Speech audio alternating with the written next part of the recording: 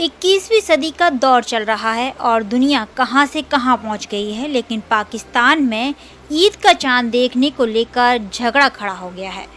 پاک میڈیا کا کہنا ہے کہ ہم بھارت سے مقابلہ کرنے کی بات کرتے ہیں، لیکن بھارت کتنا آگے نکل گیا، ہم یہیں اٹکے ہیں کہ عید کب منائیں۔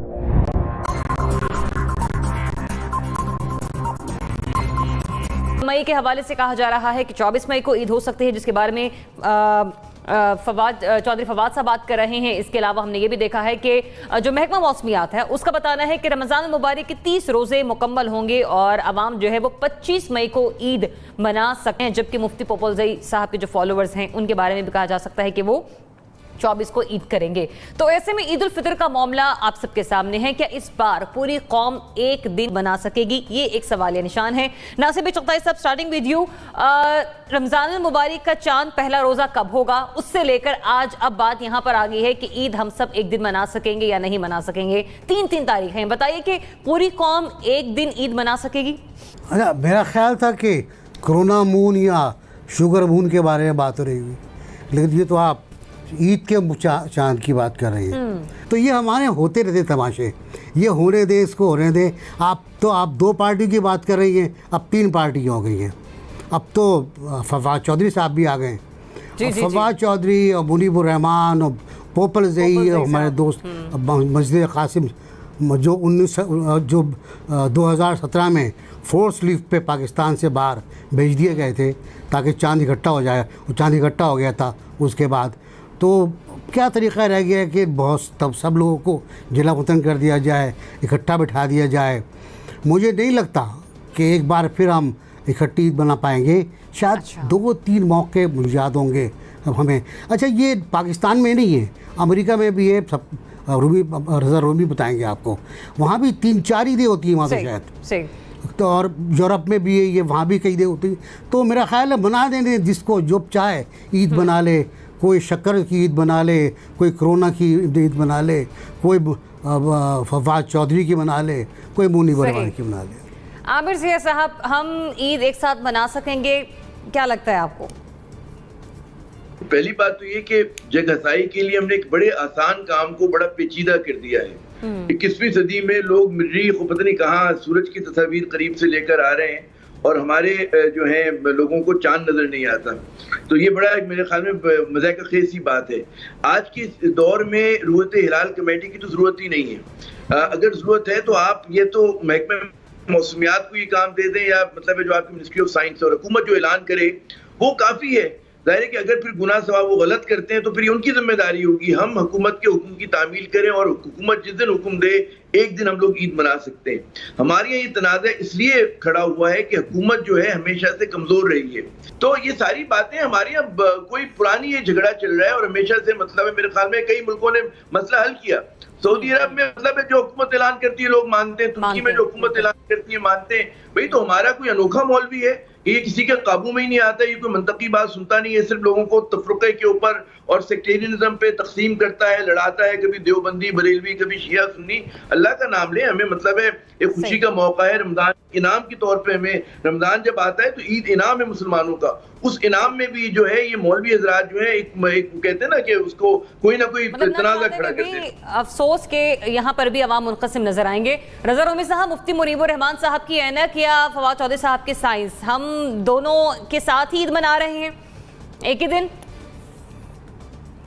دیکھیے، مجھے تو جو ماضی کا ہے دستور اس کے مطابق تو ایک دن نہیں ہوتی عید، اور مجھے نہیں معلوم کہ اس بار کیا ایسی کوئی خاص بات ہوگی کہ سب اتفاق رائے پیدا کر لیں گے۔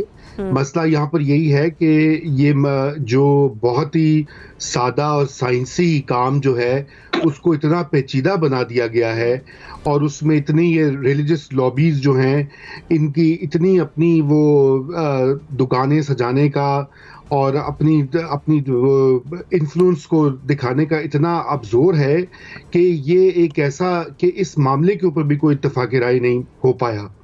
کوئی زبانی شہادت دے دیتا ہے تو کوئی دوربینیں لگا کر، بھئی آج کل سب کچھ سائنس کے ذریعے ممکن ہے، آپ کو ایگزیکٹلی پتہ لگ جاتا ہے چاند نے کب ابھرنا ہے، کب ڈوبنا ہے اور کس خطے میں۔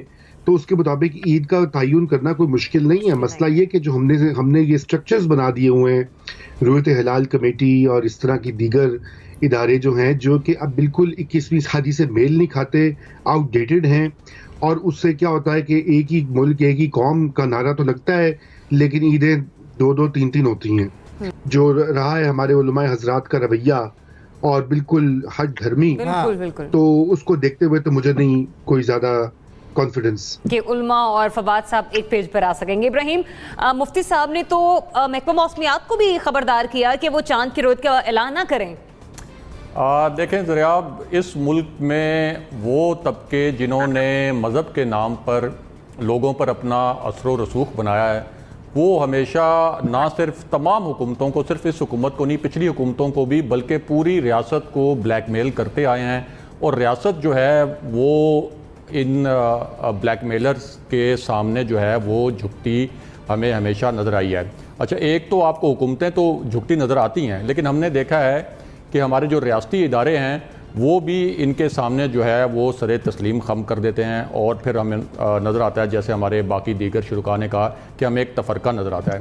ابھی آپ یہ دیکھیں کہ فواد چودھری جب یہ بات کرتے ہیں کہ ہمیں سائنٹیفکلی اس مسئلے کو حل کرنا چاہیے, اور وہ بالکل لاجیکل بات کرتے ہیں, تو حکومت کے اندر سے ہی, وہ وفاقی وزیر ہیں لیکن حکومت کے اندر سے ایک بھی آواز نہیں اٹھتی کہ جو ان کو سپورٹ کرے اور کہے کہ وہ ٹھیک کہہ رہے ہیں. اور یہ جو باقی ہمارے کچھ مولوی حضرات کہہ رہے ہیں کہ نہیں, ہم نے تو وہ نیکڈ آئی سے دیکھنا ہے یا وہ دوربین سے ہی دیکھنا ہے, وہ دوربین بھی وہ ان لوگوں نے بنائی ہے جن کے بارے میں یہ فتوے لگاتے ہیں کہ وہ کافر ہیں اور وہ بہت برے لوگ ہیں.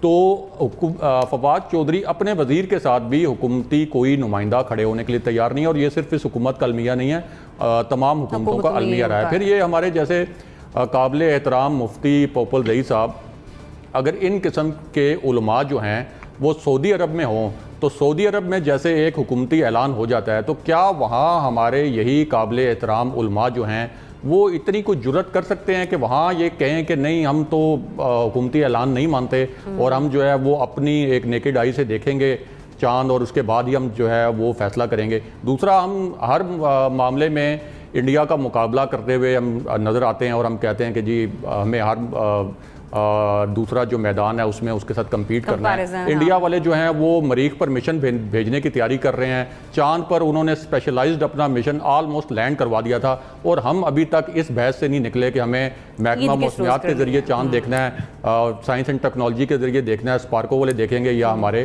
علماء کرام دیکھیں گے. اور یہ یورپ اور امریکہ میں چونکہ وہاں پہ اسلامی ریاستیں نہیں ہیں, تو وہ ریاست عید کا اعلان نہیں کرتی, تو وہ وہاں بھی یہ جو میس کریٹ ہوتا ہے 2-3 عیدوں کا, وہ بھی ماشاءاللہ ہمارے جو مسلمان ہیں, خاص طور پر جو پاکستانی ہیں, وہ بھی انہی کی مرہون منت ہے. وہاں بھی اسی طرح ہوتا ہے کہ کوئی کہتے ہیں جی ہم سعودی عرب کے ساتھ کریں گے, کوئی کہتے ہیں پاکستان کے ساتھ کریں گے. اور حکومتیں اس مسئلے کو حل کرنے کی جانب اس لیے نہیں جاتی. ویسے تو پرائم منسٹر عمران خان صاحب نے کہا تھا کہ 2 نہیں 1 پاکستان, اور ان سے بڑی امید تھی کہ کم سے کم یہ مسئلہ وہ حل کریں گے, اور انہوں نے ایک مرتبہ یہ کہا بھی تھا. حکومتیں اس مسئلے کو اس لیے ٹیک اپ نہیں کرتی کہ وہ سمجھتی ہیں کہ اس کی انہیں سیاسی قیمت ادا کرنی پڑے گی.